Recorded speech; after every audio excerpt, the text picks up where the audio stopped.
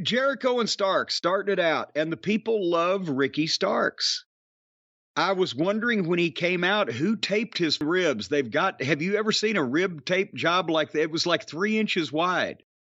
It was literally like a 3-inch tape band around him rather than the rib support tape job that you're normally used to seeing. It was off-putting to me visually. Well, he's got good gut health, from what I understand. Well, he's gone to seed, but we'll talk about that at some point in the program. And, at least, again, they're trying to tell a story. Jericho took over by dropping Starks' ribs across the ropes and got heat. And honestly, Jericho knows exactly what to do.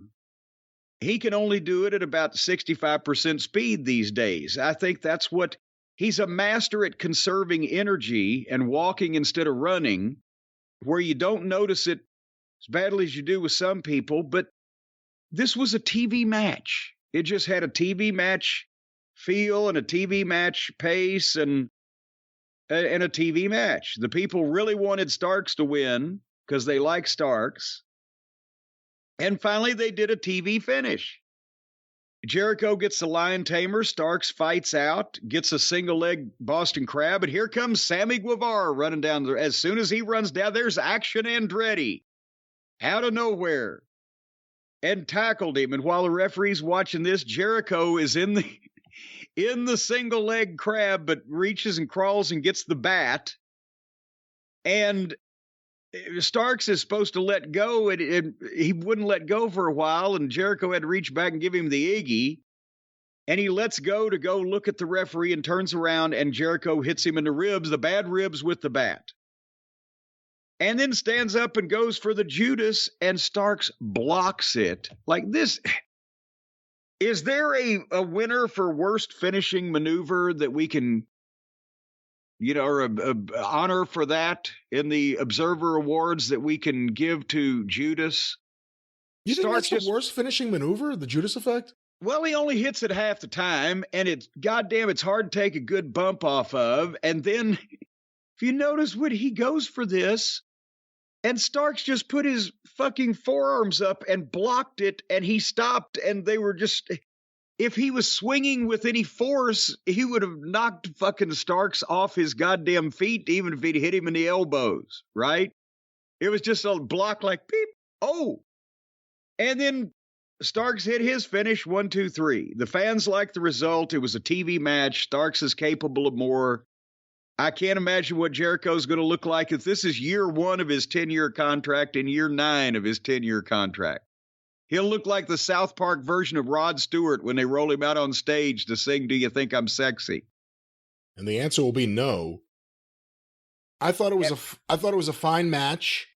I can't really complain about a hot crowd. They were really into it. Jericho, like you said, the biggest complaint about his in-ring work here is just that he can't do, let alone what he used to do. I think sometimes he can't do what he thinks he can do in the moment. And the other guy's younger, quicker, faster. I mean, that's kind of the thing that keeps happening. I'm glad it's over. I think it's over. Ricky Starks during the scrum Will it afterwards, ever be over? Well, during the scrum, Ricky Starks was trying to justify this feud, and he was saying, people keep asking me, why I had to beat him twice after I beat him the first time. Yeah. And I'm like, oh, yeah, I am too. Well, let's hear the answer. He's like, well, now I beat a former world champion twice. So I'm right back to the top of the top 10 contenders list. And I was like, well, first of all, they haven't even talked about their fucking rankings in forever. I think they've given up on those. I was about to say, they used to do that for a while, and then they didn't. Yeah, that was going to be the big thing early on. Tony Khan, when they were trying to sell him as being more than just a billionaire's son. No, he has a business. He does statistics, and they're going to bring this to wrestling. And no, that didn't work out. And then he found out why that you don't bring that to wrestling unless you have a really good plan. What do you do with Jericho next? Is there a...